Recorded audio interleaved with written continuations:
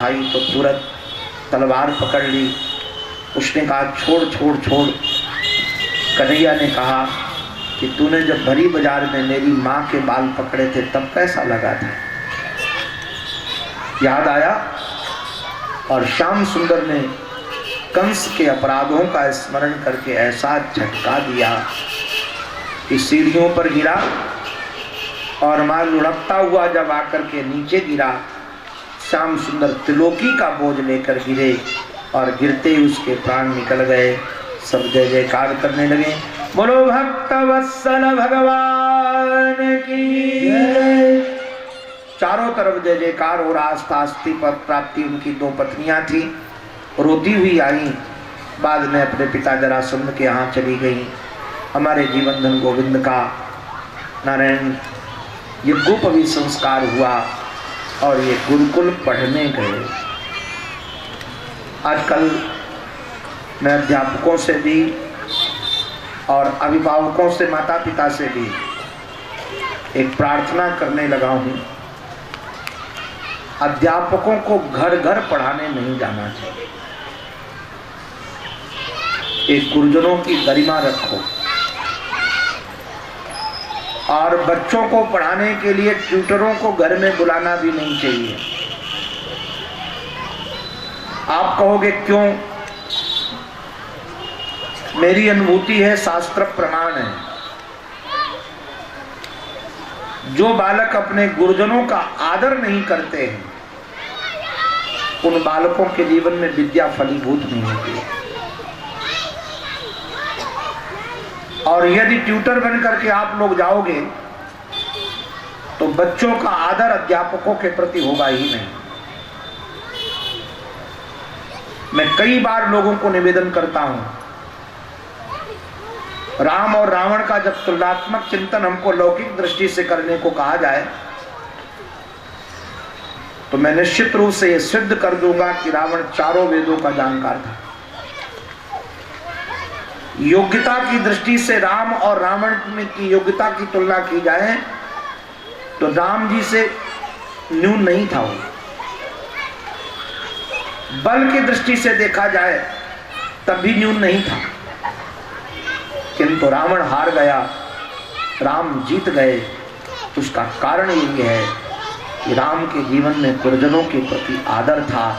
वह गुरु गृह गए पढ़न रघुराई, अल्पकाल विद्या सब पाई। रावण अपने गुरुजनों को अपने घर में बुलाकर पढ़ता था, वहां गुरुजनों का अपमान होता था। राम के जीवन में गुरुजनों का सम्मान होता था और जिसके जीवन में गुरुजनों के प्रति सम्मान है उसी के जीवन में भगवान है। हम तो नारायण एक अक्षर देने वाले, ज्ञान देने वाले को भी सम्मान देते हैं। अपने राम तो संन्यास लेने के बाद भी जिन गुरुजनों से मैं पढ़ा हूँ, भले वो गृहस्थ हैं किंतु हमारे सामने आते हैं तो तुरंत मैं घुटने टेक कर वंदन करता हूँ। और मुझे लगता है कि आज इन महापुरुषों ने पढ़ाया ना होता तो आज यहाँ ना होता। और वही कारण है कि विद्या हमको इतना रस देती है, इतना आनंद देती है कि कुछ पूछो नहीं। भगवान स्वयं आज की भौगोलिक दृष्टि के आधार पर उज्जैन में पढ़ने आए सांदीपनी मुनि के यहाँ और 64 दिन में 64 प्रकार की विद्याएं सीखी। बाद में गुरुदेव को गुरु दक्षिणा दी, उसमें गुरुपुत्र ला कर दिया और गुरुदेव ने उनको आशीर्वाद दिया। देखो भाई, आशीर्वाद हृदय का विषय होता है। आशीर्वाद जो हृदय से निकलता है वही काम का होता है। हम लोग कई बार व्यासपीठ से उतरते हैं तो लोग ऐसे प्रणाम करने को झपटते हैं कि हमारे पैरों में नाखून मार देते हैं। हम कई बार महीनों पट्टी बांधते हैं और कई बार तो हमारे खोपड़े पे ही नाखून मार देते हैं और कहेंगे महाराज आशीर्वाद दे के जाओ। ऐसे कोई आशीर्वाद निकलता है? आशीर्वाद श्रद्धा का विषय है। और जब हृदय से निकलता है तब वह महाराज पहुंचता है।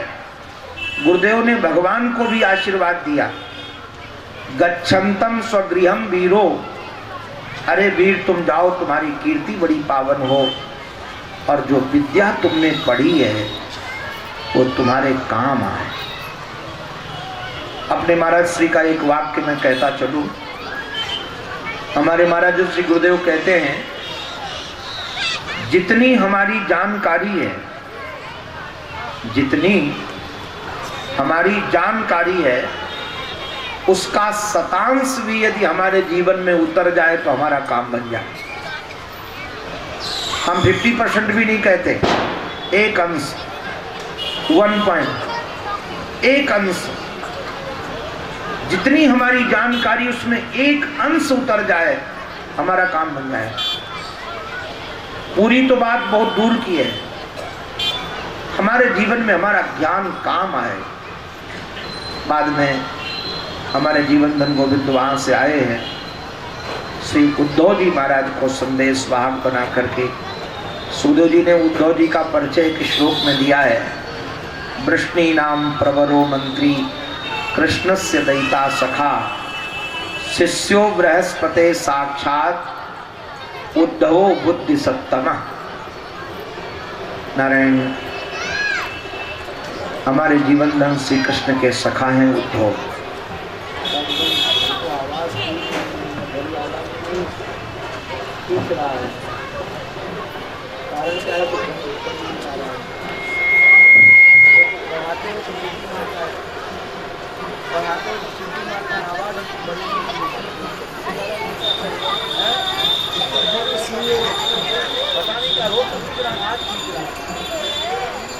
नारायण नारायण नारायण, हरि ओम, नारायण नारायण। कई बार लोगों को अपने घर के बाहर तो बहुत इज्जत मिलती है, किंतु घर के लोग ही अपना सम्मान नहीं करते हैं। एक मुहावरा सुना होगा, घर की मुर्गी दाल बराबर। और हमको तो किसी ने कहा है कि 2 लोग कभी सम्मान नहीं करते, एक का तो हमको अनुभव है, एक का नहीं है। एक पड़ोसी कभी सम्मान नहीं करते और एक पत्नी कभी सम्मान नहीं करती। अब पत्नी वाला मामला तो आप लोग जानो, किंतु पड़ोसी का हमको अनुभव पूरा है। वृंदावन में एक हमारे पड़ोसी हैं, गोस्वामी जी हैं। अपने स्वभाव से वो कभी निकलते हैं तो हम बोलते हैं गोस्वामी जी राधे श्याम, वो मेरी तरफ देखते ही नहीं है। 27 साल में मैं उस पड़ोसी को पटा नहीं पाया, बहुत बड़ा प्रयास किया। हमारे राम अवतार तो पटा लिए हैं, हमसे नहीं पटा। तो सचमुच में पड़ोसी सम्मान नहीं करता है, किंतु वारे वाह हमारे श्री उद्धव, इनका सम्मान सब करते हैं। मंत्री हैं, बृहस्पति जी महाराज की यूनिवर्सिटी में उन्होंने मास्टर की डिग्री ली है, बुद्धिमानों में श्रेष्ठ हैं। हमारे जीवन धन उनको संदेश वाहक बना करके वृंदावन भेजते हैं। हमारे कवि ने बड़ा सुंदर वर्णन किया है, चले उद्धव मथुरा से वृंदावन निकट आया, वहां की अनोखी छटा ने अपना अनोखा रंग दिखलाया। उलझकर वस्त्र कांटों में लगे उद्धव को समझाने, तुम्हारा ज्ञान पर्दा फाड़ देंगे वे प्रेम दीवाने। बिटप जुग जुग के कहते थे, इधर आओ इधर आओ, पपीहा कह रहा था प्यू कहाँ, कुछ तो बताओ। यमुना की कलकल धारा से यही आवाज आती थी, है प्रेम जगत में सार और कुछ सार नहीं। दो गोपांगनाओं से मिलते हैं, नंद बाबा से मिलते हैं। सच कहें इस भूमि का ऐसा चमत्कार हुआ, श्री कृष्ण से अनुराग रखने वाले उद्धव गोपियों के अनुचर बन गए। एक भ्रमर को देख करके गोपियों ने भ्रमर गीत गाया है। सूरदास जी महाराज ने भी अपनी लेखनी उठाई है और भी कई आचार्यों ने भ्रमर गीत का बड़ा रस लिया है। भ्रमर गीत में 10 श्लोक हैं। जल्प, उज्जल्प, संजल्प, प्रतिजल्प, अतिजल्प आदि भावों का वर्णन है। मधुप कितव बंधो मास प्रशांग्रिम सपत्न्या कुछ विलुलित माला कुंकुमस्मश्रुभिर्न बहत मधुपतिस्तन माननी नाम प्रसादम यदु सदस्य विदम्यम यस्य दूतस्त्वमीदृ किमिह बहु सदंग्रे गायसी त्वं यदूनाम अग्रहाणाम अग्रतः न पुराणम। हमारे घर द्वार नहीं है, मेरे सामने ये गीत मत गाओ। हम कई बार विचार करते हैं, गोपियां भ्रमर को भी भगवान का संदेश वाहक मानती हैं।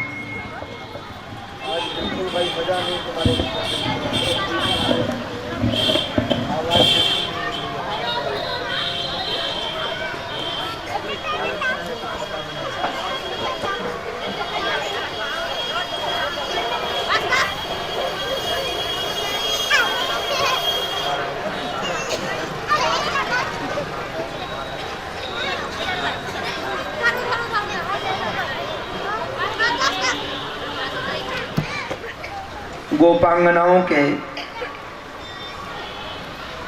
अंतःकरण को मैं वंदन करता हूं, जिन्हें भ्रमर के रूप में भी भगवान का संदेश वाहक दिखता है। और हम पामरों की तो ऐसी कथा है कि हमें भगवान का संदेश वाहक भी संदेश वाहक नहीं दिखता है। ये शास्त्र, ये संत निश्चित रूप से भगवान के ही संदेश वाहक हैं। हमारी चित्तवृत्ति इन संतों के प्रति भी संदेश वाहक से नहीं भरती। वारी वारी गोपांगनाओं हम बलिहार हैं आपके चरणों में, जिन्हें भौरा भी गोविंद का अनुरागी लगता है। भाव की भंगिमा में कई बार कह देती हैं, अब हमें असित के साथ कोई मित्रता नहीं करनी है। हमारे सूरदास जी महाराज ने लिखा है, गोपियां कहती हैं उद्धव कारे कारे सब ही बुरे, उद्धव कारे कारे सब ही बुरे, कारिन सो परतीत न कीजे कारे विष ते भरे। कालों पर कभी विश्वास नहीं करना, ये काले लोग विष से भरे रहते हैं। उदाहरण देती हैं, ध्यान देने लायक है। कारो अंजन देत द्रगन में गहरी चोट करे। वैसे ही आंखें चोट करती कि तो काजल लगी हो तो क्या कहना है। कारो अंजन देत द्रगन में गहरी चोट करे, कोयल को सुत कागा पाले, कोयल को सुत कागा पाले, अपने ही ध्यान धरे, पंख लगे तब उड़न लागे, जाय कुटुंब मिले, सूर श्याम कारे मतवारे, कारिन सो काल डरे। सूर श्याम, वैसे हमने गुरुजनों से सुना है, आप लोग जो हमारे शिक्षक वृंद हैं उन्हें शायद पता होगा कि सूरदास जी महाराज ने जो पद लिखे हैं उसमें सूर शब्द का प्रयोग है, किंतु कई पद ऐसे हैं जो सूरदास जी महाराज से पूरे नहीं हुए तो ठाकुर जी ने पूरे किए हैं। उसमें सूर श्याम है। ये ठाकुर जी का पूरा किया हुआ है। सूर श्याम कारे मतवारे कारण सो काल डरे। रामायण वाले नाराज नहीं होना। गोपियों ने एक बड़ी विलक्षण बात कह दी। बोले राम जी काले बनकर आए थे इसलिए 2 काली करतूतें की। कौन कौन सी? पहली काली करतूत तो ये है कि यदि ब्याह नहीं करना था तो इतना सुंदर मेकअप करके काहे को घूम रहे थे कि किसी का मन आ जाए। उस बिचारी का आ गया। उसने तो यही कहा कि तुम्हारे समान पुरुष नहीं, मेरे समान नारी नहीं। विधाता ने संयोग बनाया है। किंतु श्रीमान जी लखनलाल जी को कहते हैं आए कुमार मोर लघु भ्राता, मेरा भाई कुंवारा है वहां जाओ। ये कौन सी अच्छी बात थी? कुंवारे तो थे नहीं। और दूसरी बात नहीं, चलो कोई बात नहीं, एक पत्नी व्रतधारी थे, मैं प्रणाम करता हूं उनको, किंतु कम से कम दूसरे को तो ब्याह लायक रखते। नाक कटवा करके तो दूसरे लायक भी नहीं रखा। तो एक काली करतूत ये है। दूसरी काली करतूत राम जी की क्या है? गोपियां कहती हैं कि भाई भाई का झगड़ा था, ये श्रीमान जी बीच में टांग अड़ाने क्यों पहुंच गए? और चलो पहुंच ही गए थे तो ये छुप करके मारने का कौन सा ढंग था? शास्त्र विधा के आधार पर बंदर का वध नहीं किया जाता। और एक बात कहें, मनुष्य का कानून बंदर पे नहीं लगता है। जो महाराज अनुज बदुलू आज करके बोलने लगे भगनी सुतनारी, ये कन्या समसठ, अरे ये सब मनुष्यों का कानून है कि बंदरों का है? जिस कानून से मारा वो कानून पर लगता नहीं है। तो केवल काले होने की काली करतूत है। अरे हाँ सुनो सुनो, क्या बोले? वो ब्राह्मण घर में पैदा हुए, ब्राह्मण के बालक, वो बामन भगवान, वो बलि बेचारे के पास गए। वो तो श्रद्धा से भरा था। उसने तो श्रद्धा से इनको 3 पग पृथ्वी दी थी इनके नाप की। ईमानदारी से तो जितने बड़े मांगे थे उतने बड़े से नाप लेते। अच्छा, आप लोगों ने आज तक किसी ने देखा हो तो मुझे बताओ, छोटे डब्बे के अंदर बड़ा डब्बा आता है, बड़े डब्बे के अंदर छोटा डब्बा तो आ जाता है। किसको का पता था कि 52 अंगुल के पास विराट स्वरूप भरा होगा? ये छल कपट। और दूसरा, ये काले बनकर आए कृष्ण तो काली करतूत, भांग शब्द, ये उसको तड़पाते हैं जो उनसे प्रेम करता है। अच्छा, कौवे को महाराज जो बलि डाले उसी पर चोंच मारता है। तो असित सख्य ही, अब इनके साथ कोई मित्रता नहीं। वैसे टीकाकारों ने तो राम जी का ही पक्ष लिया है और कहा कि ये तो गोपियां भाव में बोल रही थी और भावावेश में बोला हुआ वाक्य कोई प्रमाणिक नहीं होता है, इसलिए वो कोई प्रमाण की जरूरत नहीं है। बाद में महाराज गोपियां विह्वल हो गई तो हमारे श्री उद्धव जी ने सुनाया है इनको प्रीतम का संदेश। तो कह दिया, उद्धव मन न भय 10-20, एक होतो तो गयो श्याम संग को आराधे ईस। उद्धव मन न भय 10-20। बाद में हमारे उद्धव जी महाराज गोपियों के पास 10.5 महीने रहे और वहाँ से महाराज स्वयं ऐसे प्रभावित होकर के आए हैं। बोलते बोलते बन जाता है, अभी इधर की तो आवाज आई नहीं है, एकदम बोलते बोलते बन जाता है, पता नहीं क्या था। बोलो भक्त वत्सल भगवान की जय, सद्गुरुदेव भगवान की जय। उद्धव जी महाराज का ऐसा जीवन बन गया। आशा महो चरण रेणु जुषा महम श्याम वृंदावने किमपि गुल्म लतौषधीनाम या दुस्त्यजम स्वजन आर्य पथम हित्वा भेजुर मुकुंद पदवी सुतभिर्विमज्ञा। उद्धव जैसे शास्त्रज्ञ कहते हैं हमको वृंदावन में कोई लता गुल्म औषधि बना दिया जाए जिससे ब्रजांगनाओं की चरण धूलि हमारे पर पड़ती रहे, हमारा जीवन धन्य बनता रहे।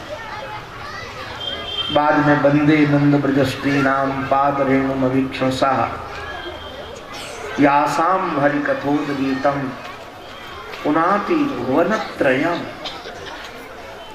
बाबा से मिलकर के उनका संदेश लेकर जब श्याम सुंदर के पास पहुंचे, हमारे जीवन धन उद्धव का हाथ पकड़ करके कुब्जा के घर ले गए।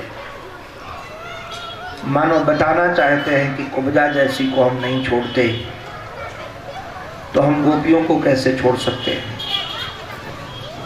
और पीताम्बर हटाया तो रोम रोम में गोपियां बसी थी। इसके बाद अक्रूर के यहाँ गए और वहां पर संतों की बड़ी महिमा वर्णन है। नारायण में निवेदन करूं, जल के बने हुए तीर्थ